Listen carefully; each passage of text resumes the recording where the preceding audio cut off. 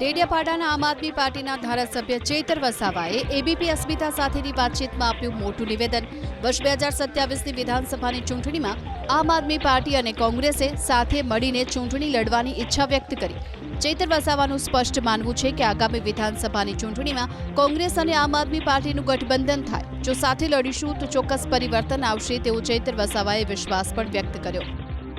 હું અંગત રીતે એવું માનું છું, જો ગુજરાતમાં પરિવર્તન લાવવું હોય તો આપ કોંગ્રેસ અને જે પણ વિપક્ષના બીજા લોકો છે બધા સાથે મળીને લડે તો ચોક્કસ 2027માં પરિવર્તન આવી શકે છે। 2027માં બધા જ અલગ અલગ રીતે લડશે તો જ્યાં જે મજબૂત હશે, માનો કે આદિવાસી વિસ્તારોમાં આજે આમ આદમી પાર્ટી મજબૂત મનાઈ રહી છે, તો એવા વિસ્તારોમાં આમ આદમી પાર્ટી અને ભાજપની સીધી ટક્કર હશે।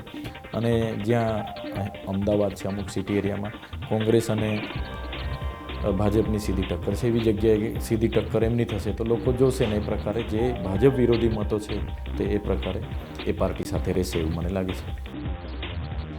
એટલું જ નહીં, આમ આદમી પાર્ટીમાં જૂથવાદને લઈ ચેતર વસાવાએ કહ્યું કે પરિવાર મોટો થાય ત્યારે નાની મોટી હરીફાઈ થતી હોય છે।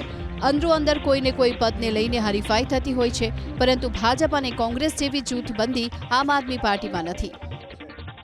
જેમ જેમ પાર્ટી પરિવાર મોટો થતો હોય એમાં જૂથવાદ એટલે કે નાની મોટી હરીફાઈઓ થતી જ હોય છે, એ ચાહે કોંગ્રેસ હોય, ભાજપ હોય કે આમ આદમી પાર્ટી।